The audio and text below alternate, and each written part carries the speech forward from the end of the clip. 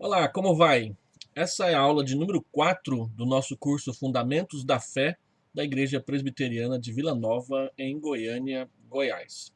A aula de número 4 vai tratar sobre a certeza da salvação e a obediência. Eu espero que você possa assistir o vídeo completo e, se você gostar, coloque um like, inscreva-se no nosso canal e compartilhe esse estudo com amigos, com familiares para a edificação da sua família. Como eu disse, a aula de número 4 trata sobre a certeza da salvação e a obediência. Algumas pessoas ficam inseguras quanto ao termo certeza da salvação e preferem usar a palavra segurança, a segurança da salvação, porque certeza é algo que o ser humano não pode ter de forma nenhuma. Todavia, a nossa segurança e a nossa certeza com respeito à salvação não depende de nós e da nossa humanidade, mas depende da graça de Deus e da obra que Deus realizou por nós ao salvar-nos pelo meio do sangue de Jesus Cristo derramado naquela cruz. Um texto que é muito importante e eu gostaria de começar com ele é o texto de João, capítulo 5, versículo 24. Eu vou convidar você a abrir a sua Bíblia comigo nesse texto. João, capítulo 5, versículo 24, que é um texto que você precisa decorar e tê-lo sempre na sua memória. O texto diz: em verdade vos digo, quem ouve a minha palavra e crê naquele que me enviou tem a vida eterna, não entra em juízo, mas passou da morte para a vida. Deixa eu repetir. Em verdade vos digo, quem ouve a minha palavra e crê naquele que me enviou tem a vida eterna, não entra em juízo, mas passou da morte para a vida. Vamos observar algumas palavras aqui no versículo 24 de João 5.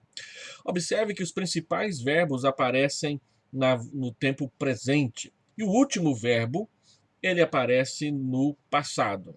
Então, aquele que ouve, ouve no presente a minha palavra e crê, crê no presente naquele que me enviou, tem, tem no presente, a partir do presente, a vida eterna. Em consequência disso, não entra em juízo, não entra no presente, desde já o Senhor Jesus não diz não entrará no juízo, mas ele diz não entra, desde já está livre do juízo.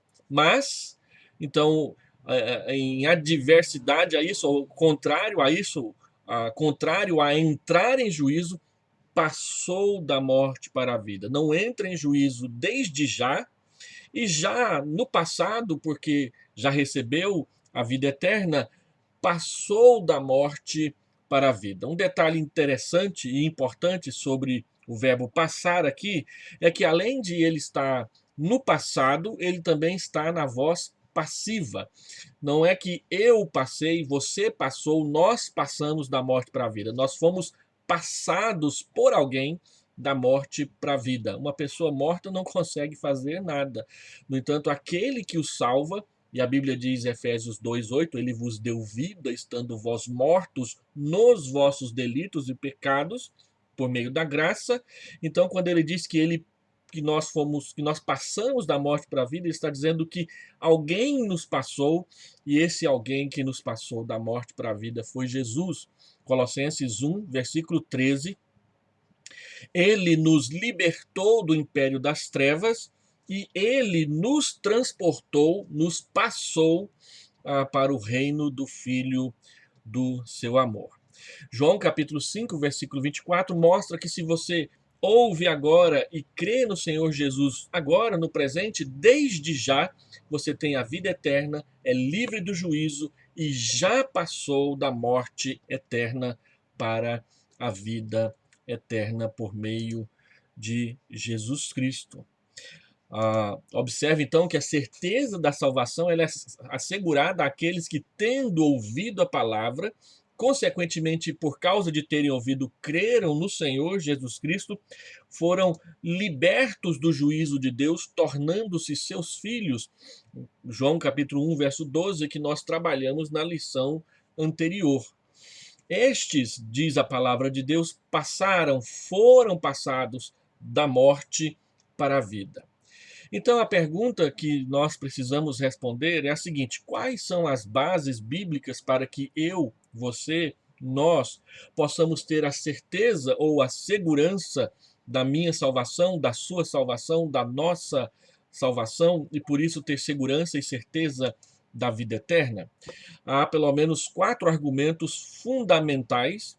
Nós poderíamos acrescentar outros, mas 4 fundamentos principais que nos trazem ao coração essa segurança, essa certeza. O primeiro argumento é a fidelidade de Deus às suas promessas. Lamentações, capítulo 3, versículo 22, diz que Deus é imutável e exatamente porque ele não muda, as suas misericórdias estão sobre nós a cada momento, a cada dia da nossa vida. Deixa eu ler esse texto para você, a fim de que você tenha mais uma visualização melhor a respeito do que eu estou falando aqui. Lamentações 3, verso 22, e o meu aplicativo aqui acabou de falhar.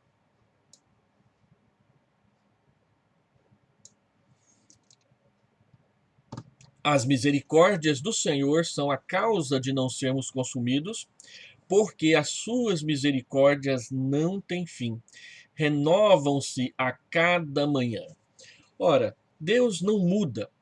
Por causa de Deus ser imutável, as suas misericórdias, elas estão sempre sendo derramadas sobre nós. E por isso, elas são a causa de nós não sermos consumidos. Deus é eternamente misericordioso. E é exatamente porque as suas misericórdias não têm fim, é que nós não somos consumidos pela sua justiça. Deus não muda, ele diz isso claramente em Malaquias, capítulo 3, versículo 6, e por causa disso nós temos esperança e temos segurança. Ninguém pode nos separar do amor de Deus que está em Cristo Jesus. Paulo diz isso claramente em Romanos, capítulo 8, versículo 1 e versículo 31. Nenhuma condenação há para aqueles que estão em Cristo Jesus. Se você está em Cristo, se você recebeu a Cristo, se você entregou o governo da sua vida nas mãos de Jesus, nenhuma condenação há para os que assim procederam. Nada, altura, profundidade, demônio, anjo, espada, perigo, nada, diz Paulo em Romanos capítulo 8, a partir do versículo 28, pode nos separar do amor de Deus que está em Cristo Jesus. Deus prometeu salvar-nos, Deus prometeu perdoar os nossos pecados, e quando ele nos conduziu ao arrependimento, ele cumpriu e está cumprindo a sua promessa. Nós podemos ter segurança da nossa salvação, porque Deus é fiel às suas promessas. As promessas de Deus não caem por terra. Ele é fiel a cada uma das promessas que ele fez. Segundo argumento que nós sempre utilizamos para falar sobre a certeza da salvação, a segurança da salvação, é exatamente a obra de Cristo na cruz. O primeiro argumento é a fidelidade de Deus à promessa. É Deus quem nos elege, é Deus quem nos adota, e é Deus, então, que mantém a sua promessa de salvar-nos, como ele falou lá em Gênesis capítulo 3, versículo 15. O segundo argumento, então, é a obra de Cristo, o Filho, na cruz. 2 textos são muito importantes para mostrar isso para nós. O primeiro deles, Colossenses capítulo 2, versículo 13 a 15, diz que ele nos deu vida perdoando todos os nossos pecados. Ele cancelou a nossa dívida de pecado contra Deus, encravando-a na cruz. Verso 14. Ele triunfou sobre o império das trevas. Verso 15. Então, observe comigo esse texto de Colossenses, capítulo 2, um pouquinho mais de perto, a fim de que essa segurança também possa vir sobre o seu coração. 2, verso 13. E a vós outros que estáveis mortos pelas vossas transgressões e pela incircuncisão da vossa carne, vos deu vida juntamente com ele. Ele aqui é Jesus Cristo. Fazendo o quê? perdoando todos os nossos delitos. Observe que ele perdoa todos os delitos, não alguns delitos. Verso 14, como que ele perdoou todos os nossos delitos? Tendo cancelado o escrito de dívida que era contra nós e que constava de ordenanças, o qual nos era prejudicial, removeu inteiramente, encravando-o na cruz. Observe que ele perdoa todos os pecados e ele remove o escrito de dívida inteiramente, ele não deixa nada para trás. E o que mais ele fez? E despojando, verso 15, os principados e a potestades, publicamente os expôs ao desprezo, triunfando deles na cruz. Então, o que é que Jesus Cristo fez na cruz? Na cruz, Jesus Cristo perdoou todos os nossos delitos. Na cruz, Jesus Cristo cancelou toda a nossa dívida inteiramente. E na cruz, o Senhor Jesus expôs Satanás ao desprezo, triunfando sobre ele quando derramou o seu sangue inocente na cruz. Satanás achava que estava vencendo a Cristo na cruz, mas na verdade ele estava perdendo, ele perdeu.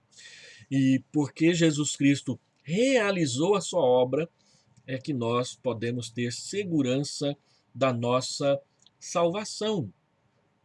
Observe então que ele removeu a dívida. A palavra remover aqui, ela vem do texto grego, de como que as pessoas anulavam as dívidas umas das outras, escreviam o escrito de dívida em um papiro, e naquela época não tinha borracha como nós temos hoje e apagamos aquilo que foi escrito a lápis ou a caneta com borracha, não.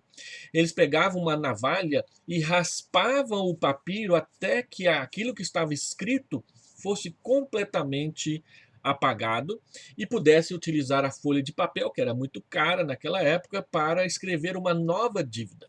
Assim eles faziam quanto a folha de papiro pudesse suportar ser raspada.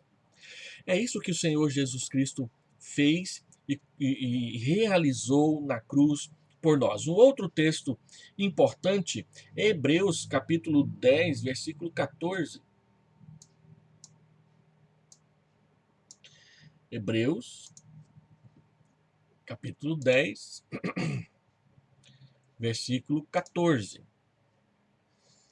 Observe o que está escrito aí. Porque com uma única oferta aperfeiçoou para sempre quantos estão sendo santificados. Observe, não é o que você fez, não é o que você faz, mas é o que Jesus Cristo fez na cruz que nos garante a segurança, a certeza da salvação. Porque ele, com uma única oferta, aperfeiçoou não por alguns dias, mas para sempre todos aqueles que estão sendo santificados. E observe que aqueles que são salvos, eles são colocados num caminho de santificação e não são autorizados a permanecer no estilo de vida que viviam antes de conhecer ao Senhor Jesus Cristo. Então, a obra de Jesus Cristo na cruz garante a nossa salvação. E é isso, não os nossos sentimentos, mas o que Jesus Cristo fez, realizou, é que garante a nossa salvação e por isso podemos ter certeza ou segurança da salvação. Jesus se manifestou para nos dar a vida eterna, diz a palavra de Deus, para salvar o pecador perdido. Marcos 10, 45, o Filho do Homem não veio para ser servido, mas para servir e dar a sua vida em resgate por muitos. Ele consumou isso na cruz, quando, no momento da sua morte, ele disse em alta voz, a Bíblia diz que ele bradou, está consumado. João, capítulo 19, verso 30. O que ele quer dizer?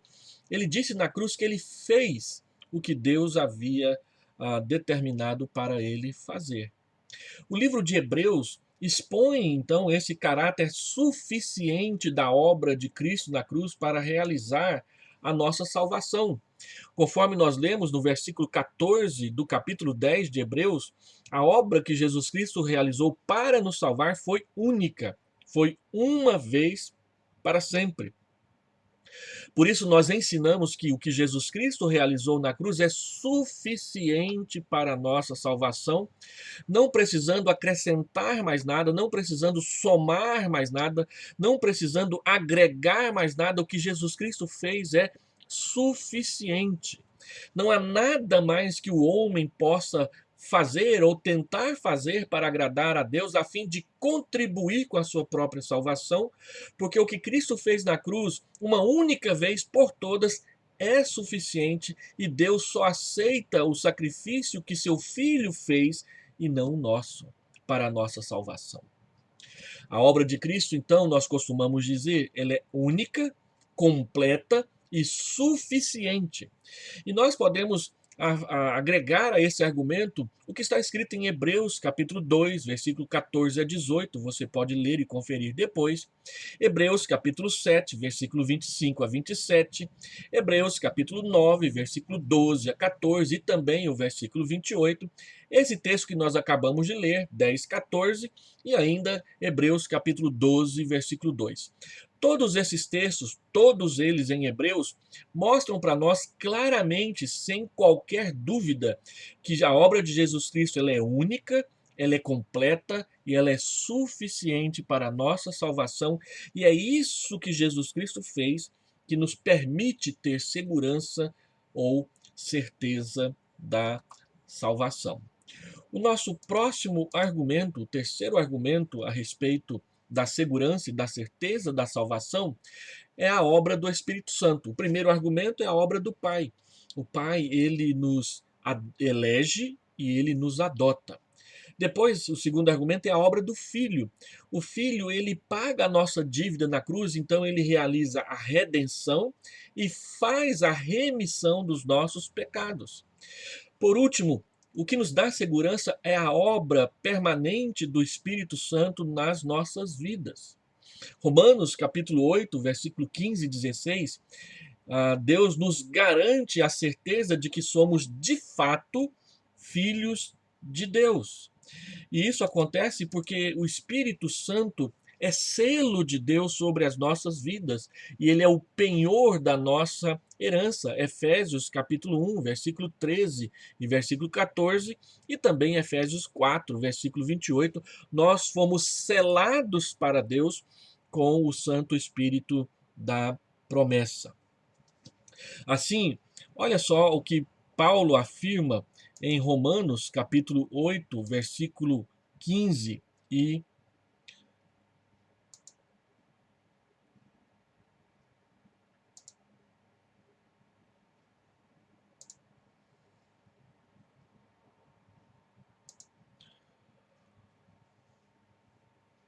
Romanos capítulo 8, versículo 15 e versículo 16. A palavra de Deus diz: porque não recebestes o espírito de escravidão para viverdes outra vez atemorizados, mas recebestes o espírito de adoção, baseados no qual clamamos: Abba, Pai. O próprio Espírito testifica com o nosso espírito que somos filhos de Deus. O que nos dá a segurança, a certeza da salvação, é o testemunho interno do Espírito Santo falando ao nosso espírito que Deus nos perdoou todos os pecados. O Espírito testifica, dá testemunho, ele afirma ao nosso espírito que Deus nos deu uma salvação que é eterna. E também o texto de Efésios, capítulo 1, versículo 13 e 14, é muito claro ao dizer que fomos definitivamente selados com o Santo Espírito e ele é o penhor da nossa herança, em quem também vós, depois que ouvistes a palavra da verdade, o evangelho da salvação, tendo nele Jesus Cristo também crido, fostes selados, verbos no passado, e na voz passiva. Alguém nos selou, e este que nos selou foi Deus, usando o seu próprio Espírito, o Espírito Santo, que é Deus, que é divindade, sobre nós. Então, olha, nós fostes selados com o Santo Espírito da promessa, o qual, o Espírito Santo, é o penhor da nossa herança, até o resgate da sua propriedade em louvor da sua glória.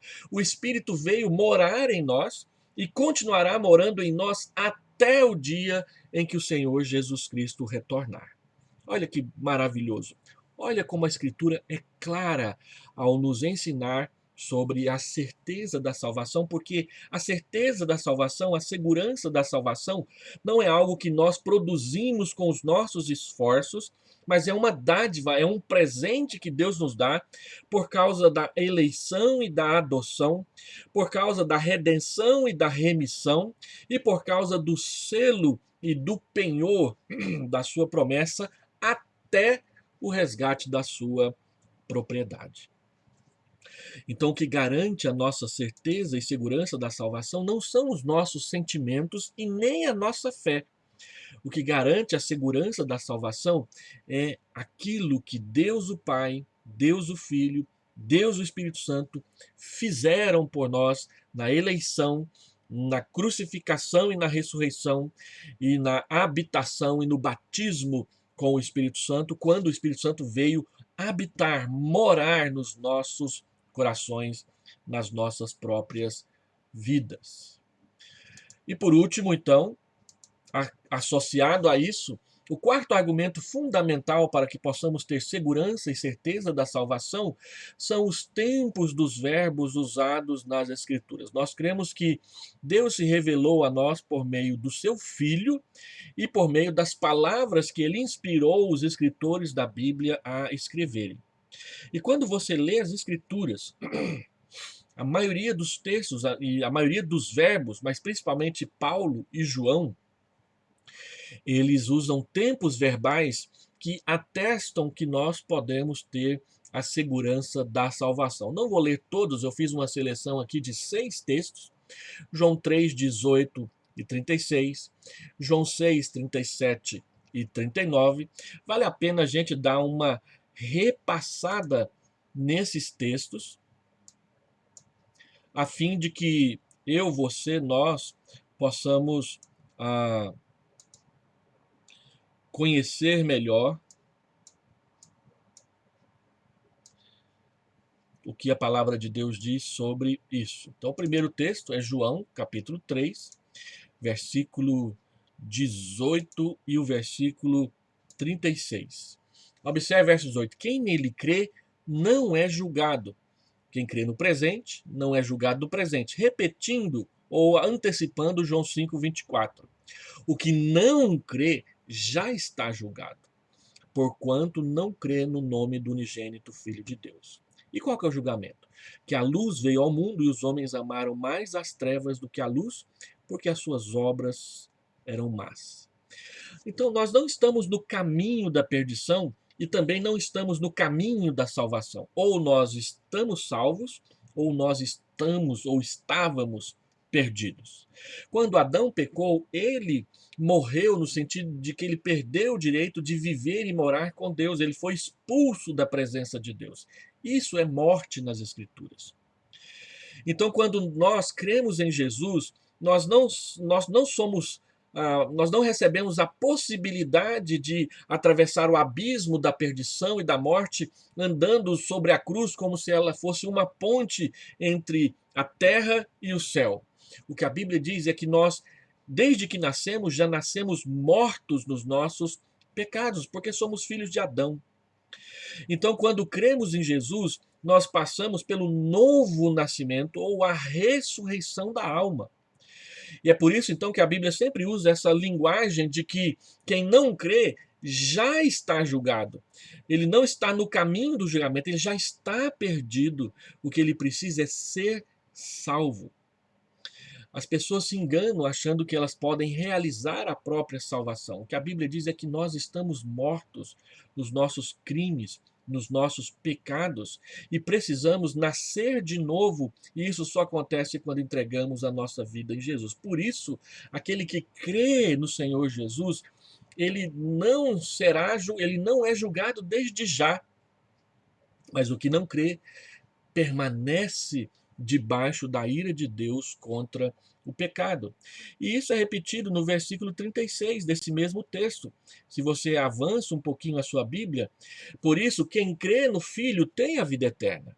O que todavia se mantém rebelde contra o Filho não verá a vida, mas sobre ele permanece verbo no presente. Ele já está morto porque está debaixo da ira de Deus. O que muda isso é o arrependimento e a fé depositadas em Jesus por uma obra que o próprio Deus vem e faz no nosso coração. Você precisa se arrepender e você precisa entregar a sua vida a Jesus. Outro texto importante que trata dessa questão é João, capítulo 6, versículo 37 e 39. A palavra diz: todo aquele que o Pai me dá, esse virá a mim. E o que vem a mim, de modo nenhum lançarei fora. Olha que coisa maravilhosa. Todo aquele que o Pai me dá, esse virá a mim. E o que vem a mim, jamais o lançarei fora. Se você entregou a sua vida para Jesus, e se você recebeu a Jesus no seu coração, ele não te abandona, ele não te devolve para a morte. Deus não volta atrás no perdão que ele concede. E o verso 39, a vontade de quem me enviou é esta, que nem um eu perca de todos os que me deu, pelo contrário, eu ressuscitarei no último dia. Todo que vem a mim, eu não lançarei fora. E os que estão comigo, nenhum eu vou perder. Olha como o Senhor Jesus é muito claro ao dizer que se ele nos salvou, estamos salvos. Não há mais perigo de perdição eterna. Eu me lembro quando eu era pequeno e meu pai chegava em casa com várias moedas no bolso e ele batia as mãos nas pernas e a gente ouvia o tilintar das moedas dentro do bolso. Então ele pegava as moedas na mão, mostrava para nós e diz: é de quem pegar na minha mão. Nós éramos 5 irmãos pequenininhos. E então nós rodeávamos do nosso pai e tentávamos tirar aquelas moedas da sua mão. O tempo todo ele passava as mãos por trás, ele tirava de uma mão, passava para outra, e nós não conseguíamos tomar. Então alguém falou, eu lembro que uma vez alguém falou assim: vai 3 numa mão e 2 na outra, que aí a gente consegue. Então 2 pegaram no braço, outros 3 pegaram no outro braço, e de repente meu pai levantou o braço. E nós éramos pequenos, meu pai tinha 1,82 m, hoje eu tenho 1,77 m, ainda não cheguei à altura dele, nem vou chegar, mas a gente olhava para cima, lá no alto agora, e a gente pensava assim: agora é que a gente não pega as moedas mesmo. Deus faz isso com a gente. Nós estamos na mão de Deus, da mão de Deus ninguém nos toma, ninguém nos tira, e Ele jamais nos jogará fora. Um outro texto importante é o texto do bom pastor, também no Evangelho de João, capítulo 10, versículo 28 e versículo 29. Olha que maravilhoso isso que está escrito aqui, no texto de João, capítulo 10, versículo 28 e versículo 29. Eu lhes dou a vida eterna, e elas me seguem. Ele está falando das ovelhas, ele é o bom pastor. Eu lhes dou a vida eterna, jamais perecerão, e ninguém as arrebatará da minha mão. Aquilo que meu Pai me deu é maior do que tudo, e da mão do Pai ninguém pode arrebatar, ninguém pode derrubar, ninguém pode tirar. Nós estamos nas mãos de Deus, nós estamos nas mãos de Jesus. Ele é o bom pastor, ele nos dá de presente, de graça, a vida eterna. Por isso, jamais, jamais, nunca perecerão. Quer uma linguagem mais clara do que essa? Olha também João capítulo 15. Evangelho de João, capítulo 15, versículo 16. É a Bíblia quem diz isso para nós. Não fostes vós que me escolhestes a mim, pelo contrário, eu vos escolhi a vós outros e vos designei para que vades e deis fruto, e o vosso fruto permaneça, a fim de que tudo quanto pedirdes ao Pai em meu nome, ele vô-lo conceda. Não foi você que escolheu Jesus, foi Jesus que escolheu você. Por isso, ele enviou o evangelho até os seus ouvidos e você creu no seu coração.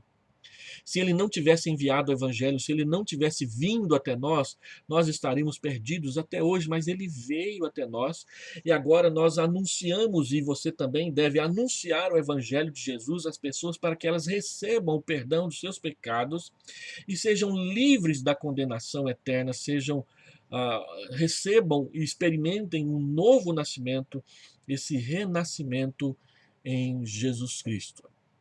E um texto muito claro a respeito disso, também lá no Novo Testamento, 1 João, capítulo 5, versículo 12 e versículo 13. Olha como é simples. Aquele que tem o Filho tem a vida. Aquele que não tem o Filho de Deus não tem a vida. O raciocínio da Bíblia é simples. Simples. Essas coisas vos escrevi a fim de saberdes que tendes a vida eterna, a vós outros que credes em o nome do Filho de Deus. Observe que ele não escreveu para a gente fazer alguma coisa, ele escreveu para a gente saber. Sabendo que nós temos a vida eterna em Jesus Cristo, o que precisamos fazer? Entregar as nossas vidas a Jesus, entregar o governo das nossas vidas a Jesus e recebê-lo como nosso Salvador em nosso coração, confessando publicamente a Jesus perante as pessoas. Romanos capítulo 8, versículo 1, eu já falei. Nenhuma condenação há para os que estão em Cristo Jesus. Nenhuma condenação há para os que estão em Cristo Jesus. O tempo verbal é sempre presente, é sempre passado e sempre dá certeza e segurança para o futuro. Ninguém as arrebatará, ninguém as derrubará, ninguém as tirará das minhas mãos. Nós pertencemos ao bom pastor e ele cuida de nós. Agora, a certeza e a segurança da nossa salvação depende do que o Pai fez. Ele nos elegeu e ele nos adotou como filhos. Efésios capítulo 1, do verso 3 a 14. A certeza e a segurança da salvação depende do que Jesus Cristo fez. Ele fez a redenção e a remissão dos pecados na cruz. A certeza e a segurança da salvação depende da obra do Espírito Santo. Ele veio habitar em nós, ele é o selo que garante que nós chegaremos até Deus, e ele é o penhor, um primeiro pagamento, a primeira prestação de que Deus de fato nos receberá na glória. O tempo verbal das Escrituras é muito importante e você precisa aprender a observá-lo. Mas há um alerta que precisa ser feito, que a certeza da salvação só acontece em santificação. Aquelas pessoas que começam a frequentar uma igreja e acham que porque simplesmente frequentam a igreja estão automaticamente salvas, estão enganadas. Elas precisam conhecer o que a Escritura diz e obedecer o que o Senhor Jesus Cristo diz. Então, João capítulo 8, versículo 28, versículo 51, perdão, o Senhor Jesus diz que se alguém guardar a minha palavra, não verá a morte eterna. Então, para que eu não veja a morte eterna, eu preciso guardar, eu preciso obedecer a palavra do Senhor. Por isso, a segurança e a certeza da salvação só acontece para trazer segurança e tirar o medo do seu coração se e enquanto você estiver andando em santificação. Porque se você abandonar o caminho da santificação, não é que você vai perder o que você já ganhou. Será uma prova de que você não perseverou e que, portanto, você ainda não recebeu Jesus. Porque aquele que mora no seu coração, ele terminará a obra que ele começou. Se a obra não avança, se você não se torna cada vez mais parecido com Jesus, é sinal de que você ainda não recebeu, você ainda não entregou o governo da sua vida nas suas mãos. Então, se alguém guardar a minha palavra, não verá a morte eterna. Segundo o texto, Hebreus 12, 14, segui a paz com todos e a santificação, sem a qual ninguém verá o Senhor. Aquele que tem segurança e certeza da salvação é aquele que anda com Deus. Aquele que não quer andar com Deus é porque nem salvo e nem perdoado ainda foi dos seus pecados. Outros textos, como Lucas 6, 46, Efésios 2, 28, Filipenses 4, 8, dizem que os nossos pensamentos, as nossas palavras e os nossos atos devem glorificar o nome de Jesus. Efésios capítulo 2, versículo 10, Deus nos criou para andarmos nas boas obras e não para continuarmos praticando pecados que desagradam a Deus. Então cuide dos seus pensamentos, cuide das suas palavras, cuide dos seus atos. Aprenda a imitar as palavras de Jesus, a imitar os atos de Jesus, a imitar e a colocar os seus pensamentos para obedecer a Jesus Cristo. Em 1 Tessalonicenses, capítulo 1, versículo 3 e 4, Paulo diz que vê a fé operosa, o amor abnegado e a esperança firme daquela igreja de Tessalonicenses, que tinha apenas 6 meses de fundação, mas já dava um testemunho que toda a região da Macedônia e Acaia estava ouvindo falar e conhecendo. Com apenas 6 meses de conversão, eles já haviam se tornado modelos de cristianismo para outros cristãos mais antigos. Então, Paulo diz no verso 4 que dessa forma, vendo a fé, o amor, a esperança, não uma fé qualquer, mas uma fé que trabalha, não um amor superficial, mas um amor sacrificial, um amor abnegado, não uma esperança chechelenta que não se firma, mas uma esperança firme. Ele diz que quando ele vê essa fé, esse amor e essa esperança nas pessoas, ele reconhece, por meio dessa presença, a vossa eleição. Então eu posso reconhecer a eleição de Deus na vida das pessoas observando como que ela pratica a sua fé, como que ela pratica o seu amor, como que ela mantém firme a sua esperança, perseverando em Cristo.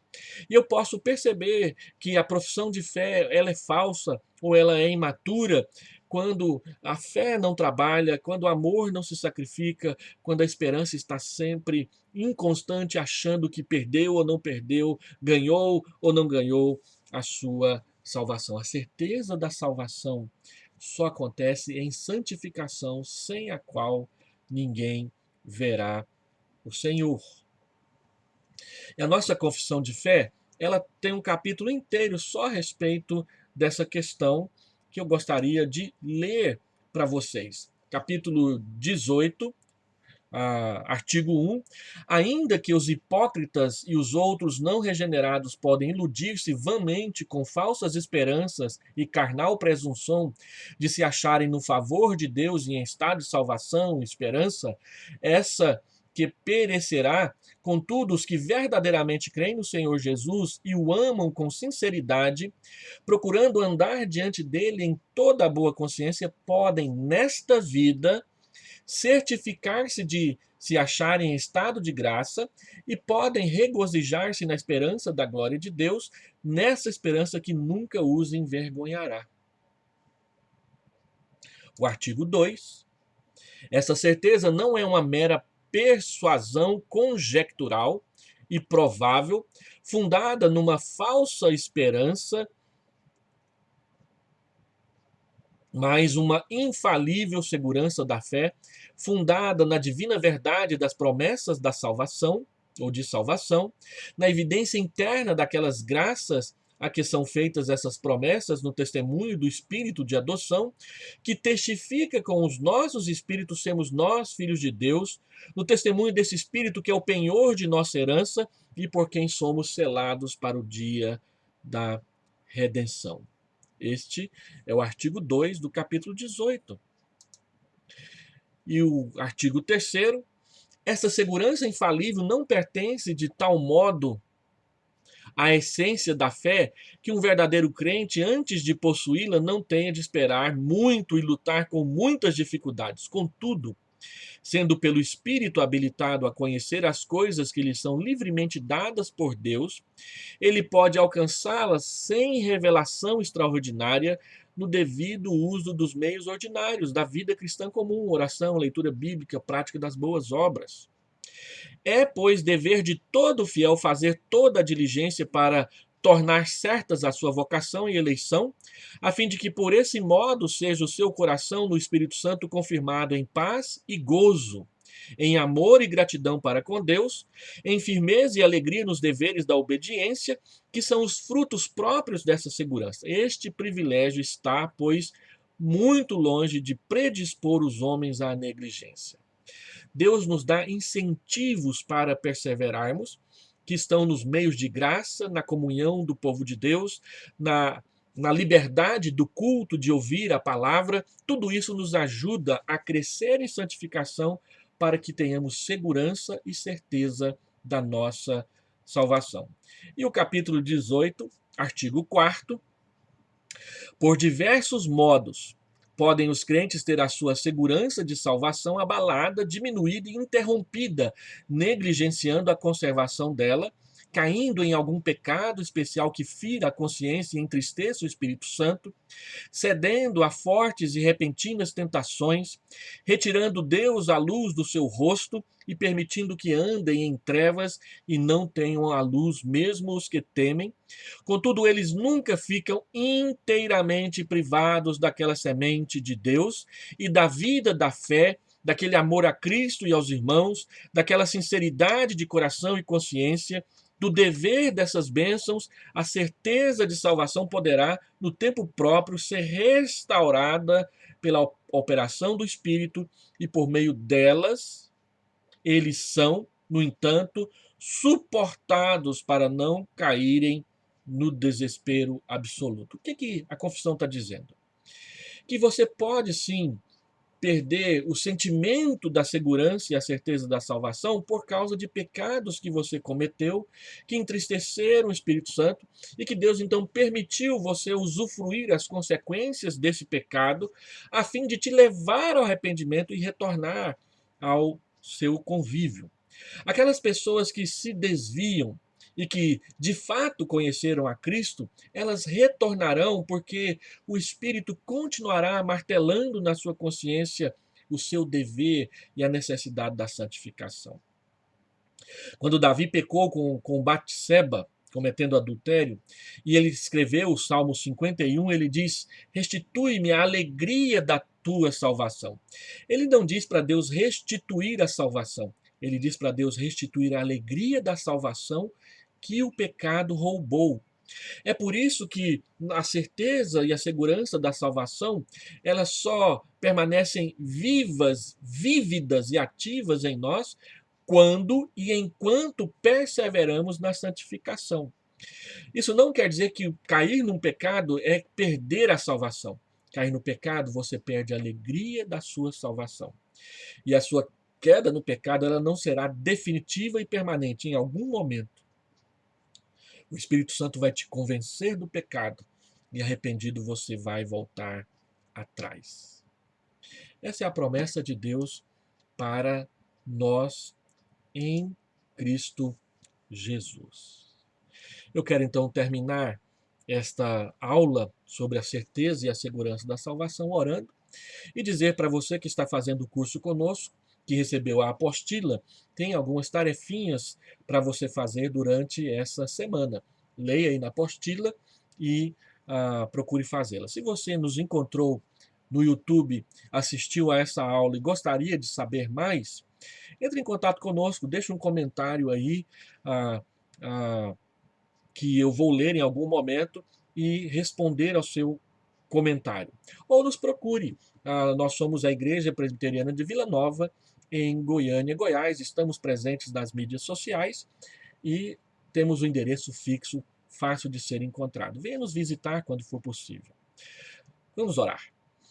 Pai, eu quero pedir ao Senhor a bênção sobre todos que assistiram essa aula e peço que ela seja esclarecedora, a fim de consolar corações atribulados e ajustar, colocar no caminho certo aqueles que precisam entender como funciona a graça e a salvação. Ajuda, Senhor Deus, a todos. Permita que essa palavra inunde os corações da tua bênção e da luz da tua graça. É a minha oração em nome de Jesus. Esse curso tem 20 aulas, estão todos presentes aí no nosso canal. Você pode procurar na playlist Fundamentos da Fé, o curso completo. Deus te abençoe. Até a próxima aula.